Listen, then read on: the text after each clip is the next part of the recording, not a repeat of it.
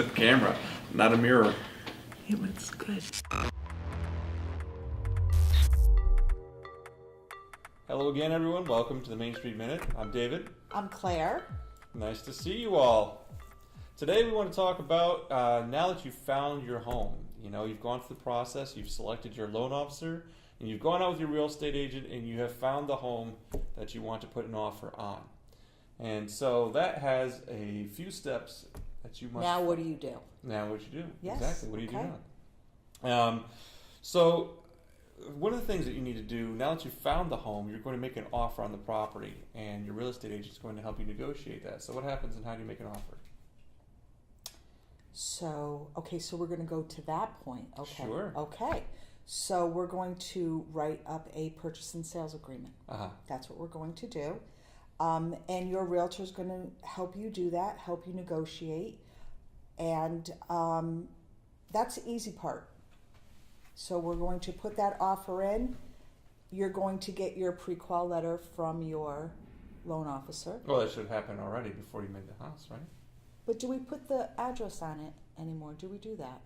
The pre-qualification letter. Yeah, really what you do, in the process, really what you're going to do is you see the loan officer. The loan officer takes the face value of the information that you need, or they need rather, to give you an estimated approval, meaning that without verification, trust the information on its face. What you say is what I know to be true, and with that information, we then can provide based on this information, an approval letter to this amount.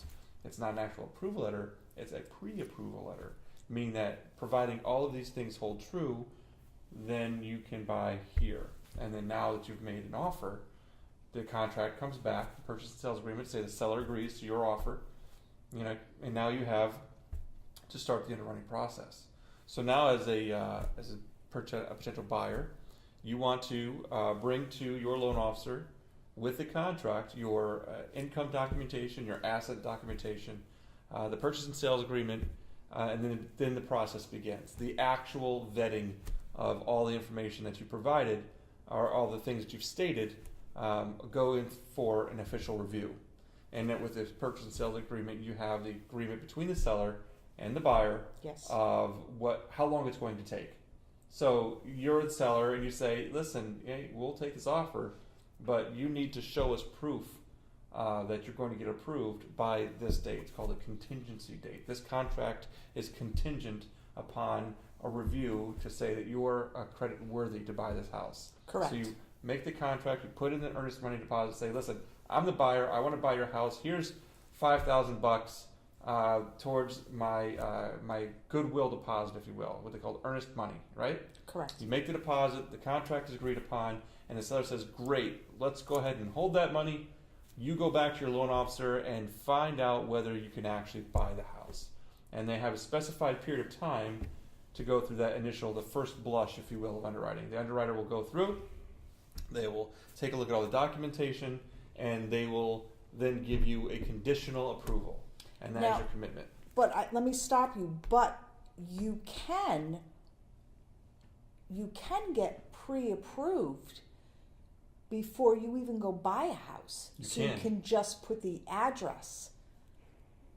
There's that as well. Yes. I mean, there are certain situations, and we have oftentimes will take someone who's interested in buying a home. They don't want to go through the process of getting involved with a real estate agent, going to see houses if they can't actually buy a place. So what they'll do is we can take them and put them through an actual underwriting pre-approval process, which means based on a house of this price with taxes of this amount, we've already done the underwriting, already have completed the underwriting, and you're approved. Yes, you just need the address. You just need the home. Yes. You need the home to fit the criteria with the price range. And that is something you can do, yes. So you found the property, Yep. Now you're speaking to the loan officer. Sure. So now while you're speaking to the loan officer, in tandem, the agent now is working with the dates with the purchase and sales agreement for your inspections and making sure that you're staying within your dates. Sure.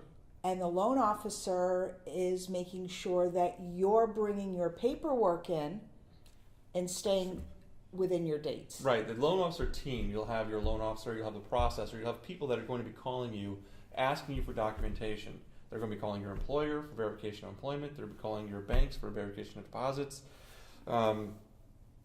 Things they're going to verify third party on all of the information that you provided that's going to be pertinent to your purchasing of the property. So providing you do these things, then you should be pretty smooth sailing. Depending if you don't have, for example, in today's questionnaires, today's application process is very thorough.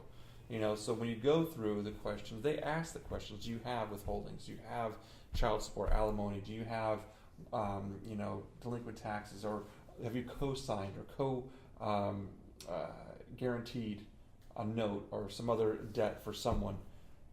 All of that, generally speaking, is vetted out, and it's not 100% foolproof. So that's why we go from that point for the processing through the full-on underwriting. Now, once you have begun that process of making the offer, getting the contract, and you have your expected closing date, now the race, if you will, begins. You have to provide your documentation, you have to have your inspection, you have to have the appraisal, and you have to have all done, completed, ready to go, clear to close 3 days prior to your actual closing.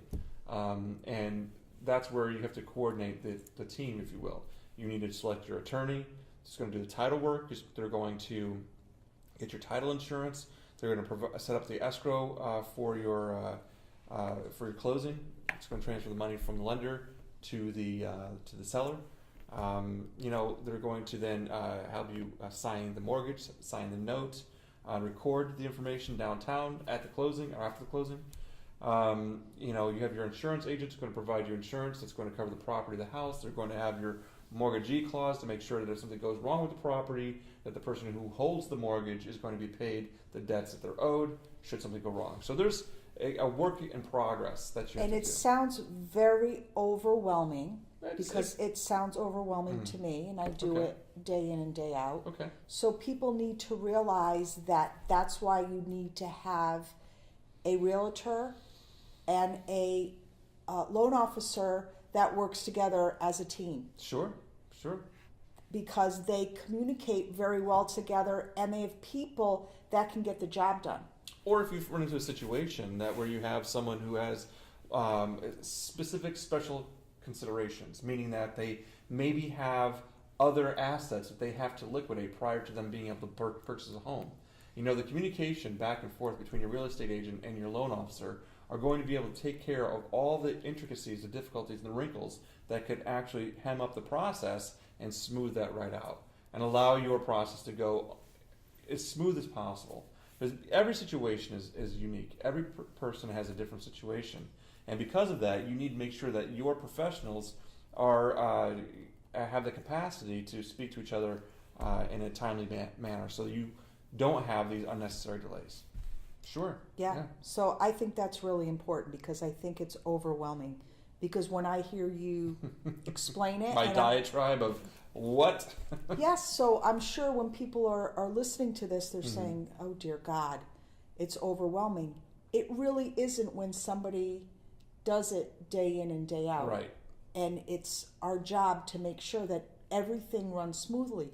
So behind the scenes, nobody needs to know that we're jumping through hoops. Well, yeah, and that's the thing. Having someone, for example, your attorney. You may have an uncle who's a corporate attorney and legally can close your loan, but they may not be familiar with the Dodd-Frank Act, the TRID laws that are in place. And that is it's a big component of it, and that could really cause a problem. You want to use a real estate attorney. You want to use people who are familiar with the processes rather that are in place today. And someone who has the savvy on the day-to-day activities to make sure that there aren't unnecessary delays, because unnecessary delays can get into costs of thousands of dollars. Or just simple, the people that we come in contact with insurance and the attorneys, they don't just work 9 to 5. Right. If we need them at 6:30 at night, we can get in touch with them, which is a world of difference Sure. to get a deal done. Especially for those individuals who do work 9 to 5, when they don't have the time while they're at work to talk to their attorneys because they have a job to do. Yes. So when they get out of work, that's when they need to see the real estate agent. That's when they can look for the homes. That's when they need to have the conversation with their loan officer. What are we doing here? Do I qualify for this? And then you have to have a loan officer or a real estate agent who has a good relationship with an attorney so the conversations can be had whilst someone is actually doing something, whatever it is that they have to do. So that circles back Sure. to that one-stop shop. Absolutely. It makes See? things different. It does. That's why so many See? people are going that direction. Yes, absolutely. It really does. It makes a difference. Okay, so the long of the short of it is, once you get to the point of finding a property, you found a property, you've made an offer, you now have to go through the process. And if you have people who are professional and working with a working knowledge and a consistent basis, and they have a good working relationship, the process should go very easily. It should go very smooth. But again, you need to make sure that you're in with your loan officer, your real estate agent, your attorney, your inspector, and of course the appraisal happens through appraisal management companies these days. But still, having companies who have reliable partners. It's all about timing. It's all about timing. Absolutely. So, congratulations. Anyways, thank you very much for joining us today. Thank you. Tune in next time. Subscribe, follow us, and share with your friends.